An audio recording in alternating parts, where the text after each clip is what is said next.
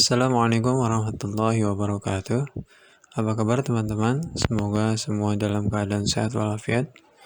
Baik teman-teman, materi SKI kali ini kita akan membahas masih tentang Wali Songo, yaitu tentang Raden Said atau Sunan Kalijaga. Namun sebelum itu, mari kita mulai dengan baca lafaz basmalah. Bismillahirrahmanirrahim. Ya, yang pertama, biografi Sunan Kalijaga.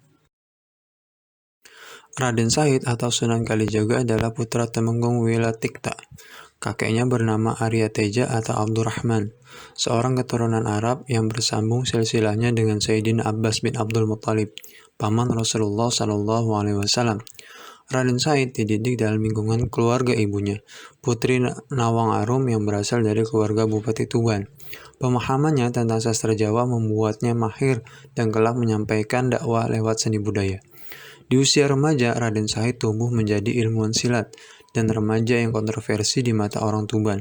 Sisi lain Raden Said, ia banyak bergaul dengan rakyat jelata meski ia seorang putra bangsawan. Rupanya ia menyaksikan korupsi para pejabat pemerintahan yang memungut upeti kepada rakyat jelata. Melihat kondisi ini, Raden Said melakukan perampokan terhadap para pejabat yang sewenang-wenang atas kekuasaannya. Kemudian, hasil rampokannya ia berikan kepada orang-orang yang membutuhkan. Apa yang dilakukan Raden Said diketahui ayahnya dan diusir agar hengkang dari rumah dan tinggal di hutan Jatisari. Orang-orang di sekitarnya mengenalnya dengan julukan Lokajaya. Perubahan drastis dalam pribadinya terjadi ketika ia merampas tongkat Sunan Bonang yang berdaun emas. Sunan Bonang menyayangkan sikap baiknya yang memberi rakyat jelata dari hasil rampokan.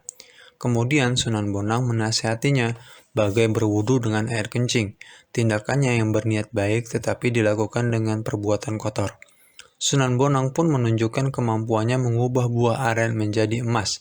Peristiwa ini membuat Raden Said menyesali perbuatannya, belajar dan berusaha keras menjadi manusia yang agung sampai diangkat menjadi salah satu anggota Wali Songo. Nama Kalijaga dikaitkan dengan cerita perjalanannya bersama Syekh Siti Jenar ke beberapa tempat di Jawa untuk membersihkan tempat-tempat angker yang menjadi tempat pemujaan dewa. Ia mengawali dakwahnya di wilayah Cirebon, di desa Kalijaga untuk mengislamkan penduduk Indramayu dan Pamanukan. Setelah cukup lama berdakwah, Sunan Kalijaga melakukan uzlah atau mengasingkan diri untuk beribadah selama 3 bulan di Pulau Upih, Melaka, Malaysia. Kemudian melanjutkan kembali dakwahnya selama beberapa menyiarkan Islam di Cirebon. Mula-mula ia menyamar sebagai marbot masjid Sang Cipta Rasa.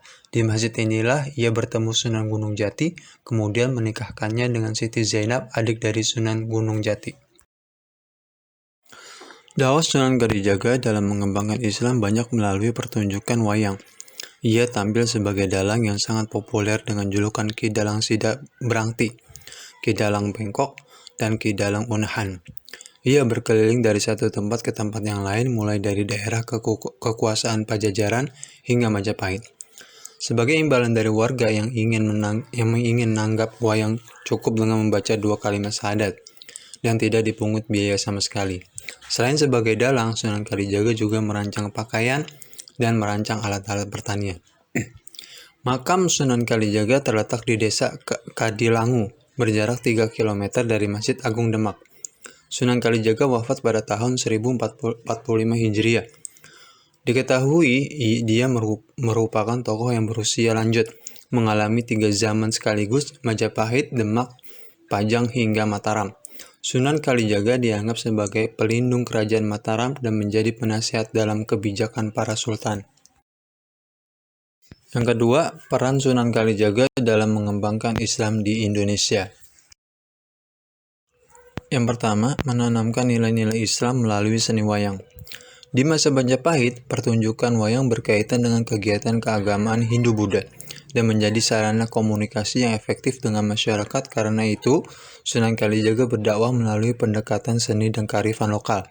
Dalam perkembangannya, Sunan Kalijaga dan anggota Wali Songo lainnya mereformasi seni pertunjukan wayang berdasarkan aturan yang disepakati bersama. Di antaranya, yang pertama, seni wayang perlu diteruskan dengan perubahan-perubahan sesuai zaman.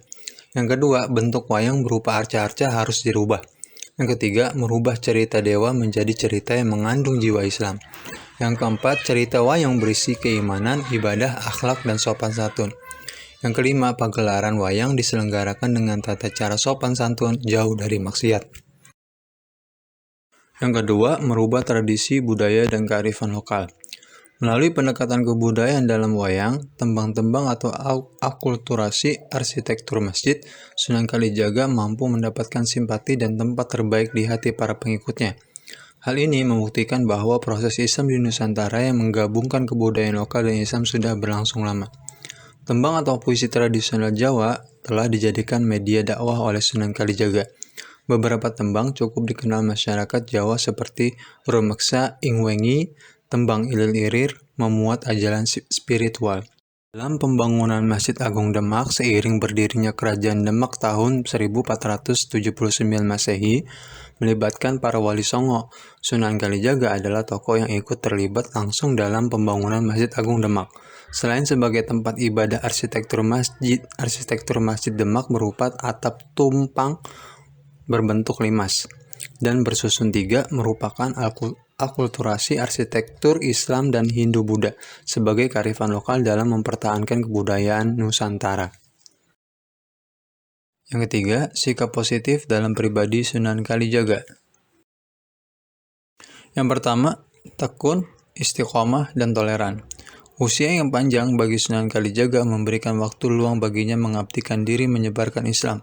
Penyebaran Islam yang cukup meluas di tangan Sunan Kalijaga dan wali songo lainnya dikarenakan ketekunannya berkeliling dakwah dari satu daerah ke daerah lain dengan pendekatan seni budaya dan kebijaksanaannya menyampaikan ajaran Islam dengan cara santun, toleran, tanpa paksaan. Kedatangannya menjadi dalang di sejumlah daerah tanpa mengharap upah. Baginya ucapan dua kalimat syahadat dari penanggapan wayang merupakan upah yang tak ternilai harganya. Yang kedua, seniman yang kreatif serta punya banyak ide dan gagasan. Berbagai peninggalan bersejarah seperti gubahan tembang, karya suluk, rancangan dan lakon wayang kulit, permainan tradisional, formasi alat-alat gamelan, rancangan alat-alat pertanian, dan sumbangsih terhadap ketatanan negaraan yang baik merupakan sikap hidup bernilai positif untuk diteladani. Sosok yang menjadi kreator atas perubahan wayang menuangkan ide-ide guna mengembangkan Islam patut menjadi contoh bagi Muslim Indonesia untuk terus berinovasi demi kemajuan umat manusia. Sekian materi Wali Songo tentang Sunan Kalijaga. Semoga teman-teman dapat memahaminya. Kita akhiri dengan baca lafaz hamdalah. Alhamdulillahirrabbilalamin. Assalamualaikum warahmatullahi wabarakatuh.